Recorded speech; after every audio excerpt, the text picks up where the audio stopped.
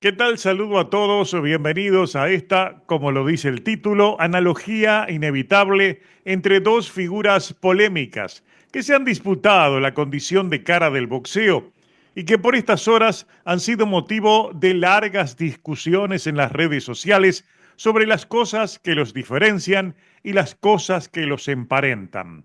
Me refiero a Canelo Álvarez y a Gervonta Davis. ¿Por qué la analogía es inevitable? Porque luego de todo lo sucedido en el asalto 9 de Gervonta Davis contra Lemon Roach, se hace inevitable asociar esa pelea con la de Canelo Álvarez y Dimitri Bivol, que tuvieron resultados diferentes, es verdad, pero en las reglas de la pelea y la actuación de los jueces sí deben ser emparentadas. Ya les hablaré de las comparativas entre una pelea y la otra. Antes, hay que recordar el factor por el que en el tiempo reciente han estado compitiendo Canelo y Gervonta, el de ser considerados sin discusión la cara del boxeo.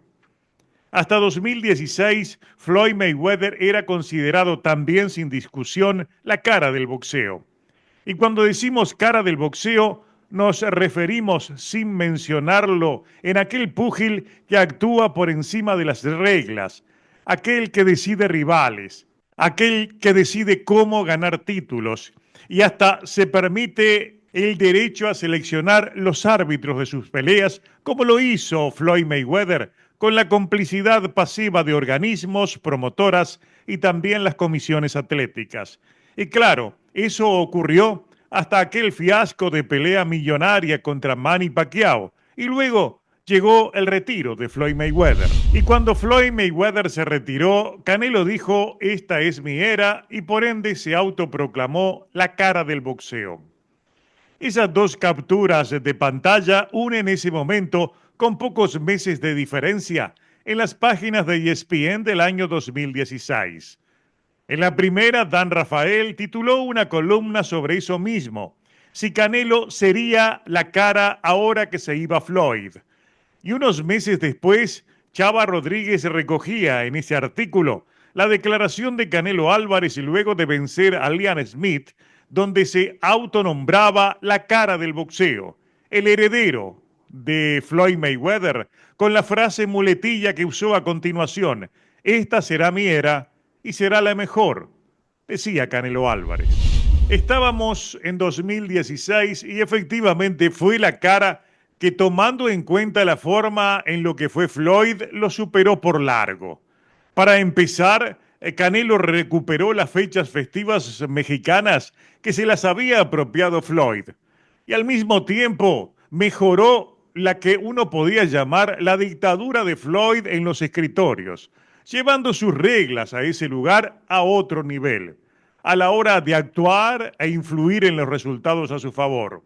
Lo reconoció el propio Eddie Reynoso cuando reconoció ante Sánchez y Faitelson en una mesa de ESPN que en las peleas de Canelo Álvarez era él, Reynoso, quien las empezaba ganando en las negociaciones de los escritorios. Negociaciones que caen siempre en el campo de las suspicacias, porque en general hubo acuerdos confidenciales que impidieron saber todo lo que allí se acordaba. Pero abundaron las cláusulas, los límites a la rehidratación de los rivales, los incentivos que mejoraban los ingresos en caso de derrota a sus rivales, una suerte de seguro que es común en el boxeo, por ejemplo, como el que hubo en el caso de Kovalev, que por perder ganó otro contrato con más peleas y más dinero. Mientras Canelo ocupaba el lugar de Floyd Mayweather, Floyd desde antes de retirarse había estado y seguía buscando con desesperación la aparición de un heredero, su propia cara del boxeo a imagen y semejanza. Y el elegido para esa posición fue precisamente Gervonta Davis. ¿Quién no recuerda esa imagen que tienen allí en la pantalla de Floyd en plan de promotor, marcando la cancha a su heredero, designándolo como la cara del boxeo y negando que lo fuera Canelo Álvarez? Fue más lejos incluso y lo vistió con el mismo atuendo mexicano que utilizó en aquella pelea, recordada pelea contra Oscar de la Hoya. Primera conclusión. Canelo y Gervonta han competido por lo mismo, ser la cara del boxeo, mostrarse como el boxeador que está por encima del bien y del mal, que puede por sí solo mover multitudes y grandes peleas de pague por ver. Y claro, es ahí donde no son iguales. Canelo lo supera largamente a Gervonta en el éxito de sus eventos y Davis, que siempre amagó con llegar, pero siempre se ha quedado corto. Y mucho tuvo que ver el hecho de que fuera del boxeo, la vida de Davis fue tumultuosa, con problemas incluso ante la justicia, lo que no sucedió con Canelo. Ha llevado una vida normal. En eso fueron diferentes. Pero pese a que los dos, Canelo y Gervonta, han ganado mucho dinero, han cometido errores en el manejo de sus carreras, algo que parece asemejarlos. Y uno de ellos ha sido la manera en la cual manejaron su independencia de sus antiguos mentores. Su condición de agentes libres no está exenta de problemas. Gervonta Davis, por ejemplo, bajo la dirección de Floyd Mayweather y Al Haymon, parecía caminar directo a ser efectivamente la cara del boxeo. Cuando asumió su carrera empezaron los problemas y su estrella empezó a apagarse. Este fin de semana vimos algo que quizás sea parte de las consecuencias de ese descontrol cuando decidió ser agente libre. En el caso de Canelo hay dos detalles que seguramente lo emparejan en el rubro de los errores. La salida de Golden Boy, el juicio a DAZN y Oscar de la Hoya, la caída de aquel contrato millonario con DAZN y la demanda perdida. O sea, fue por lana y terminó esquilado. Dañaron su imagen ante las grandes promotoras que si luego, cuando negociaron con Canelo, siempre lo hicieron, cuidándose muy bien de sus espaldas.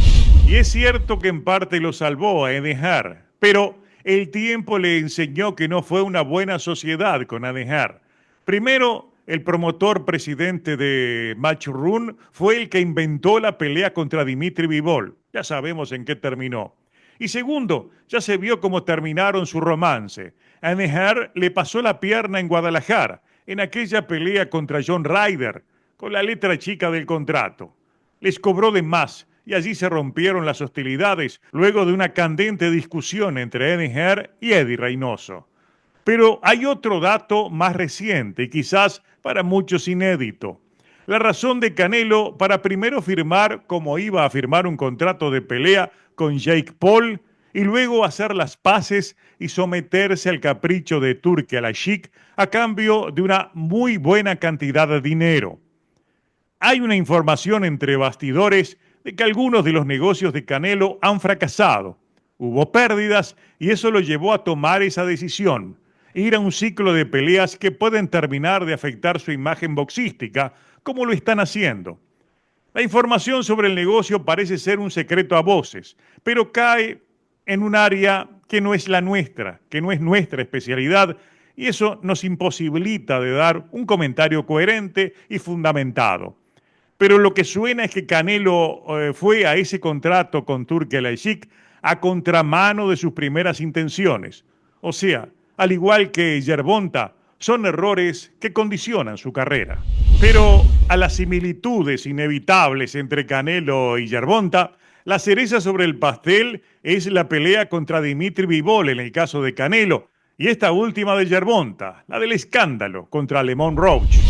Canelo eligió un campeón de arriba, que venía de malas actuaciones pensando que sería pan comido, y ya vimos en que terminó su pelea contra Bivol.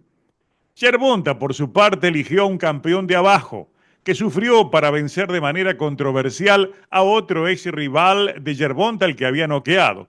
Me refiero al dominicano, el androide García, y pensó que con ese boxeo sería también pan comido. Ya vimos qué pasó este sábado. Canelo se equivocó tanto en su elección de Bivol como se equivocó Davis en su elección de Lemon Roach.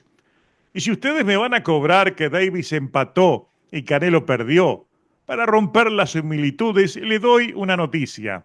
Es en eso en donde más similitudes existen, en las tarjetas de los jueces. La de Bivol contra Canelo apesta a maquillaje. Las tres 115-113, cuando lo que se vio fue una barrida humillante de Bivol que aún así a media máquina le dio cátedra a su rival. Y por si algo faltaba, hay una coincidencia entre los jueces. Steve Weifel fue juez en las dos peleas. Pero a lo nombrado hay otros factores. En las dos peleas, el dueño de la fiesta, el lado A, le impuso a su rival de turno una cláusula de revancha inmediata en caso de derrota. Revancha que en los hechos estaría obligando a Yerbonta a asumirla de inmediato para aventar las dudas. Pero no parece dispuesto a que eso sea ya inmediato. La quiere después o quizás nunca, como lo habíamos citado en el video anterior. Ya en el caso de Canelo fue todo peor. Al final de la pelea activó esa revancha en el mero cuadrilátero, pero en el camino hacia el camerino fue cambiando de idea.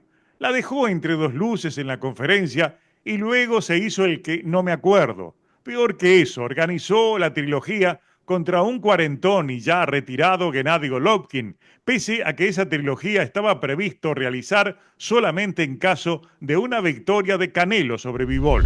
El resto es historia conocida. Desde esa derrota, Canelo solo elige rivales de inferior calidad, en algunos casos de divisiones menores, como Terence Crawford, como Jermell Charlo, etc., y no atiende mandatorias o no enfrenta a los rivales que le reclaman sus fanáticos. Yerbonta tampoco atiende mandatorias, no pelea contra otros campeones y al igual que Canelo los elige de divisiones más abajo. Aún así, Davis había conseguido mantenerse fuera del foco crítico bajo el cual siempre ha estado Canelo Álvarez. Lo sucedido este sábado en Nueva York le anuló esa condición. Se convirtió en el chico malo del boxeo actual y sobre todas las cosas en el nuevo embajador de los abusos en el boxeo. Y la pregunta la pregunta del millón evidentemente es cómo sale Yerbonta de ese enredo. Quizás haciendo lo que no hizo Canelo, tomando esa revancha contra Lemon Roach como una prioridad si pretende lavar su imagen que ha quedado maltrecha, la cual, por más que muchos de sus defensores aleguen que cualquier boxeador puede tener un mal día en boxeo, en este caso no se trata de un mal día, sino la forma en que lo gestionó y manejó las consecuencias de ese mal día. O sea, al final del camino, los errores de ambos, de Canelo y de Yerbonta, tienen mucho que ver con esa autoimpuesta condición de cara del boxeo, la que en resumen no es más que aquella figura que se siente capaz de hacer lo que le cante a la hora de elegir rivales, a la hora de establecer las reglas de sus peleas y hasta como en el caso de Gervonta Davis, cambiar un resultado sobre la marcha. Porque lo que sucedió en el asalto 9 de la pelea del sábado fue eso, cambiaron un resultado sobre la marcha. Canelo nunca se atrevió a tanto, es verdad, pero no era necesario. Como una vez dijo Eddie Reynoso, ellos empezaban ganando sus peleas en los vestuarios. Y efectivamente tenían razón. Nunca hubo necesidad de llegar al extremo del que llegó Gervonta Davis, porque este tipo de cosas siempre quedaron resueltas en la discusión de los contratos, en las gestiones confidenciales, tal como en su momento, repito, lo reveló y lo aceptó Eddie Reynoso.